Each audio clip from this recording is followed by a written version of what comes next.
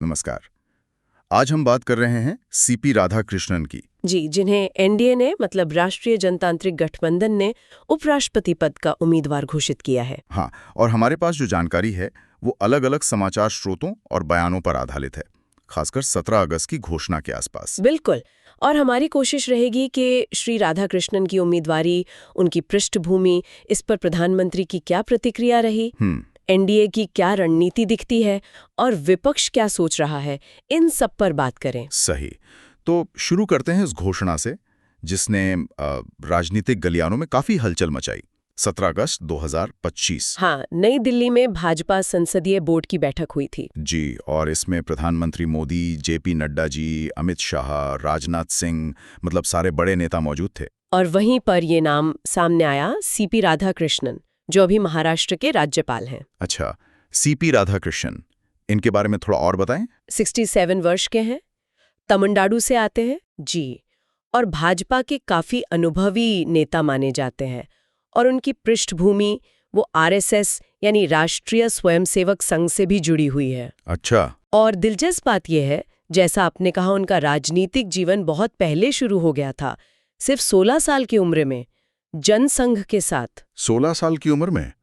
वाकई ये तो काफी जल्दी है। उनका सफर तो फिर काफी लंबा रहा होगा। हाँ बिल्कुल, वो तमिलनाडु भाजपा के अध्यक्ष रहे 2004 से 2007 तक।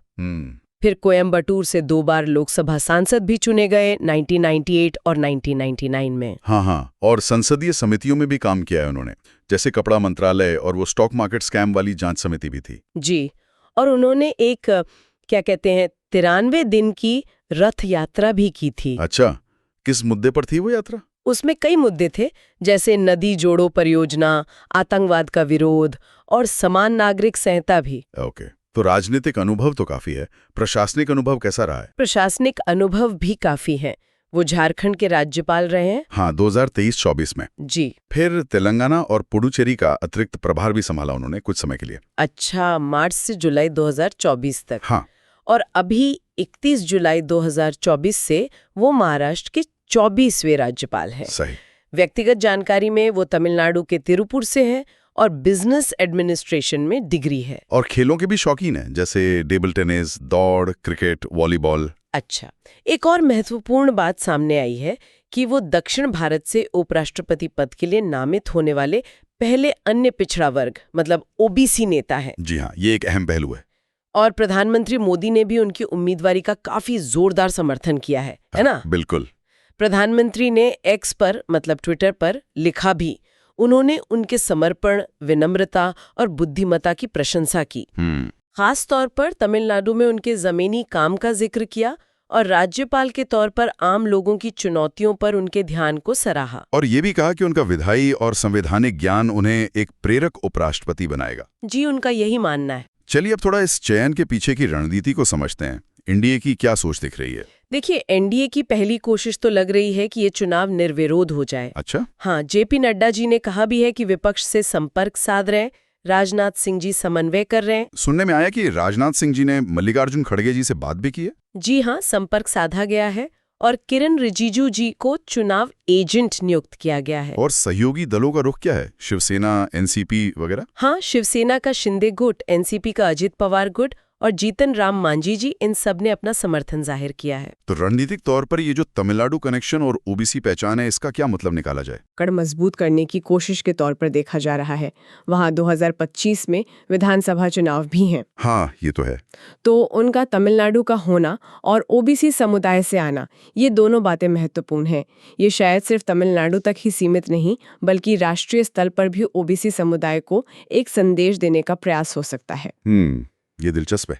अच्छा, दूसरी तरफ विपक्ष क्या कर रहा है? इंडिया गठबंधन। हाँ, इंडिया ब्लॉक भी पीछे नहीं है।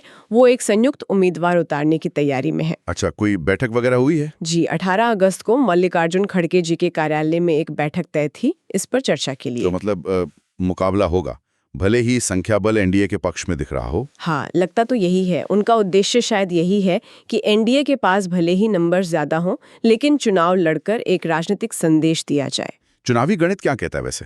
कुल वोट कितने हैं? कुल वोट है 782 लोकसभा और राज्यसभा मिलाकर, और जीतने के लिए चाहिए 391 वोट। और एनडीए के पास कितने हैं अनुमानतः? अनुमान है कि एनडीए के पास करीब 422 सदस्य हैं। और इंडिया ब्लॉक के पास? उनके पास लगभग 311 सदस्य माने जा रहे हैं। तो अंतर तो है। चुनाव की तारीख 9 सितंबर 2025 तय हुई है और नामांकन 21 अगस्त तक। जी, और ये चुनाव हो रहा है क्योंकि पूर्व उपराष्ट्रपति जगदीप धनखड़ जी ने स्वास्थ्य कारणों से 21 जुलाई को इस्तीफा दे दिया था। हाँ। अच्छा, श्री राधाकृष्णन की अपनी क्या प्रतिक्रिया आई है इस पर? उन्होंने प्रधानमंत्री मोदी जी, अमित शाह जी, नड्डा जी और सभी एनडीए नेताओं का आभार व्यक्त किया है और कहा है कि वो राष्ट्र के लिए पूरी लगन से काम करेंगे। ठीक है। तो कुल मिलाकर अगर देखें तो सीपी राधाकृष्णन का नामांकन एक अनुभवी नेता का चयन लगता है। बिल्कुल, और इसके पीछे साफ राजनीतिक और रणनीतिक सोच नजर आती है, खासकर तमिलनाडु और ओबीसी समुदाय को लेकर। उनका प्रशासनिक अनुभव और एनडीए का मजबूत समर्थन ये उन्हें एक प्रबल दावेदार तो बनाता है। हाँ, इसमें कोई शक नहीं, संख्या बल भी उनके पक्ष में है। लेकिन विपक्ष भी मैदान छोड़ने को तैयार नहीं है, वो चुनाव लड़ेंगे। सही कहा। और जैसा हम पहले भी बात कर रहे थे, ये सोचना वाकई दिलचस्प है कि क्या इस तरह का नामांकन, जहां राष्ट्रीय पदों के लिए क्षेत्रीय पृष्ठभूमि और जमीनी जुड़ाव वाले नेताओं को चुना जा रहा है, क्या ये भारतीय राजनीति में कोई नया ट्रेंड शुरू कर रहा है? हाँ, और इसका केंद्र, राज्य संबंधों पर या क्षेत्रीय आकांक्षाओं पर क्या असर पड़ सकता है, ये सोचने वाली बात है। बिल्कुल, ये एक ऐसा सवाल है जिस पर आगे भी नजर रखनी होगी।